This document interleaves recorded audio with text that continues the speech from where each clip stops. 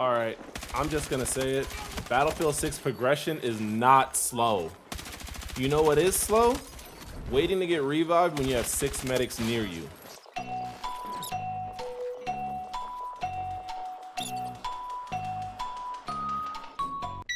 Hey, what's going on, guys? Today I want to talk about the progression system in Battlefield 6. Progression systems in first-person shooters, and really gaming in general, should reward playtime, while also rewarding skill, creating long-term goals that keeps the game fresh in the eyes of the player. Battlefield hasn't truly had a healthy progression system since Battlefield 4, so Battlefield 6 had a lot to improve upon. Welcome to the channel, my name is Pates, and we're going to cover everything from weapons, player levels and rewards, to the battle pass, REDSEC unlocks, and what does and doesn't work, and what DICE needs to fix.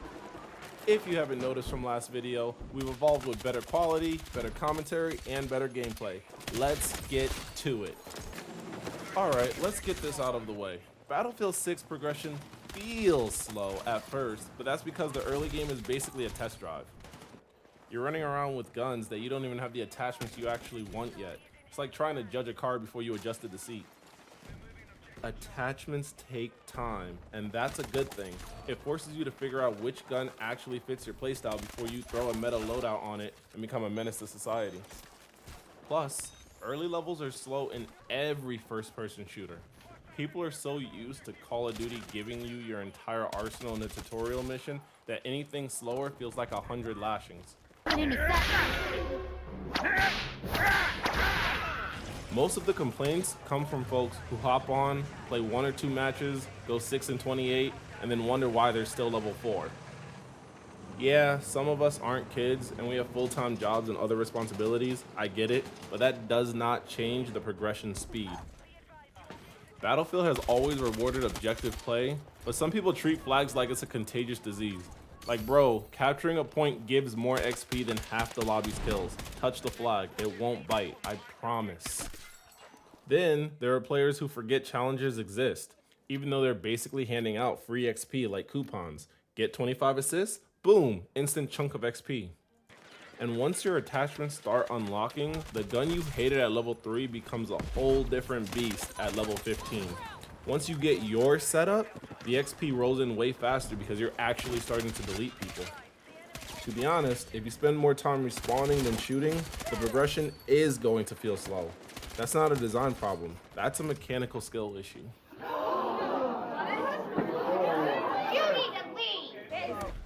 So no, the progression system isn't slow. What's slow is getting your actual loadout built, learning how to use it, and getting into your groove. Once that happens, the XP starts moving quick. So, let's talk about what DICE actually did right, because they made some big changes to progression that a lot of players haven't even noticed. First off, challenges don't feel like chores anymore. Gone are the days of doing 15 backflips while hip-firing headshots during a sandstorm at midnight on Thursday. Now, it's stuff you naturally do while playing. Assists, captures, kills with your class weapon, actual Battlefield gameplay. And every completed challenge dumps a nice chunk of XP into your bar. They also smoothed out weapon progression. You're unlocking the useful attachments way earlier so you don't have to suffer 300 kills before the gun starts behaving like a gun. Once you hit level 20 on a weapon, you basically have your full identity. The rest is just fine-tuning. Another huge win is class play actually being worth something again. If you drop ammo, revive teammates, spot targets, repair armor, you're stacking XP like crazy. Support players used to feel like they were doing charity work. Now it's like, here's your ammo and here's my XP. Thank you for your service. Squad bonuses are a quiet MVP as well.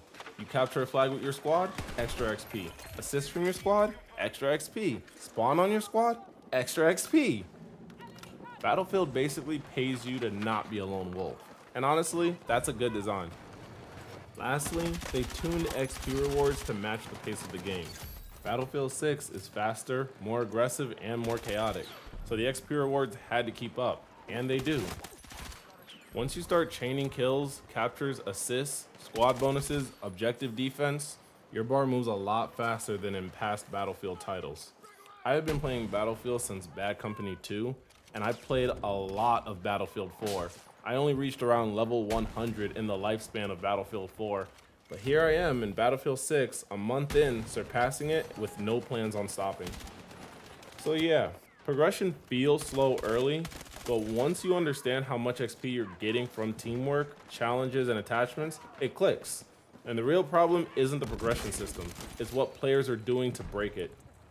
Alright, we gotta talk about the elephant in the room as well. Or actually, the 200 bots in the room that keep mysteriously dying on repeat. The moment that people discovered that XP lobbies were a thing, the community went full scientist mode. Suddenly, everyone's Einstein, everyone's a progression guru, everyone's found the fastest XP method on TikTok, which just so happens to involve farming NPCs that shoot like they're legally blind. And here's the crazy part. XP farming actually makes the game look slow to normal players. If you're leveling weapons the regular way and you see some guy hit level 70 after 2 bathroom breaks and a smoke break, of course you're gonna think that the progression is busted. It's not that it's slow, you're just comparing yourself to someone who's literally running a Battlefield XP sweatshop. Gamers see someone leveling up fast and instantly go, oh my god, the system is broken, why am I not leveling up like that? And the answer is simple, you're playing legit, they're playing on rookie difficulty farming bots. DICE has tried to throttle XP farming without ruining solo play. They've adjusted caps, slowed certain exploit conditions, and even reduced XP from repetitive kill patterns. But players are creative. Give a gamer 24 hours in a loophole, and they'll invent something illegal in 3 different countries. In the end, XP lobbies worth the progression curve. You get people who unlock everything instantly and think the game is too easy or too hard, then complain about balance from an unfair starting point. Meanwhile, legit players are out here learning recoil, bullet velocity, sightlines, actual gameplay. So before we call Battlefield 6's progression slow, we gotta stop comparing normal gameplay to these bootleg XP factories. And honestly, if anything ruins progression pacing, it is this. Before we move on, quick side note about REDSEC. I'm not diving deep into that here because I already made a full breakdown in another video, but the important thing is this. REDSEC progression works the same way as everything else in Battlefield 6. It's deliberate, it's paced, and it gives you something to grind without burning you out. If you haven't seen it already and would like to be in the know, I'll drop the link in the bio below. Alright, now let's talk about the girthy one, the Battle Pass. Okay, this is the part that everyone loves to complain about, and honestly, I get it. Battle Passes and shooters have gotten wild over the years. Some are way too grindy, some are way too fast, and some feel like full-time jobs that don't even offer benefits, which could lead to valet crash outs.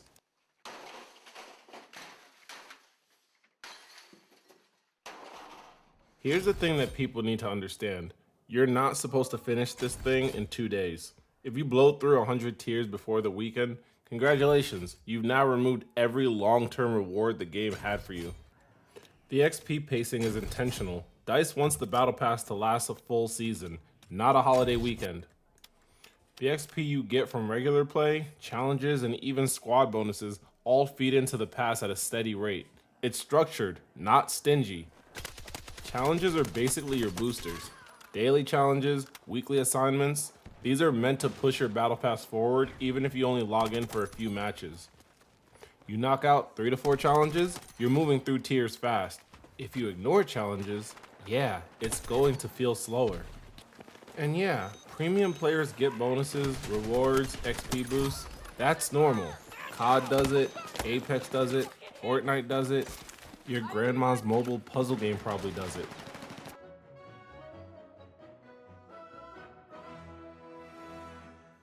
It's 2025, people. Every game has a premium Battle Pass now. Here's the part people don't talk about though. The Battle Pass is designed to make you mix things up. New guns, different modes, challenges you wouldn't normally do. It keeps the game fresh instead of being repetitive. You get XP from doing things, not spamming one thing on repeat. And honestly, that's good for longevity. So no, the Battle Pass grind isn't punishing, it's pacing the season, rewarding variety, and giving you something consistent to chase. If you try to brute force it, you're gonna hate it. If you just play normally, it moves. And this actually leads to the biggest part of progression, how all of this impacts the long-term health of the game. So here's the big picture, the part most people miss when they're talking about the progression in Battlefield 6. The pacing isn't a flaw, it's the foundation of a long-term longevity. Because we've seen it over and over. Games that let you unlock everything instantly, they burn out in weeks. If everyone hits max level in the first weekend, there's nothing left to chase. No goals, no reason for you to hop back on besides muscle memory. Battlefield 6 progression moves at a pace where you constantly feel rewarded, but never done. You're unlocking attachments, finishing challenges, moving the battle pass, grinding REDSEC if you want. There's always a goal. This drip feed style keeps casual players engaged and gives dedicated players something to chase long term. Games survive when players feel like they're progressing, not sprinting towards the finish line or hitting a wall and quitting. DICE didn't want another situation where the player count spikes at launch, plummets in a month or two, and evaporates by season 1. Instead, they structured progression so it lasts the whole season. The battle pass, the weapon grinds, the challenges, all of it. And honestly, the pacing makes your unlocks feel like they matter. When you finally finish a weapon build, or complete a tough challenge, or hit a new battle pass tier, it means something. Fast progression feels good in the moment. Steady progression feels good for months. Battlefield 2042 fell off because players ran out of things to do. And funny enough, they also had a bot issue. Battlefield 6 is built to avoid that mistake. The progression system keeps stability, keeps interest, and keeps you logging in. So no, Battlefield 6 progression isn't slow. It's smart and it's paced. It's built to keep the game alive way longer than the last few entries. So what do you think? Did I hit the nail on the head with this take? Or is Battlefield's progression system cooked with no hope of a res? If you liked this take and stood there and watched me yap for almost 12 minutes, drop a like and subscribe because I'm breaking down the fastest legit ways to level weapons in Battlefield 6, and you don't want to miss that. Thanks for watching, and I'll see you in the next one.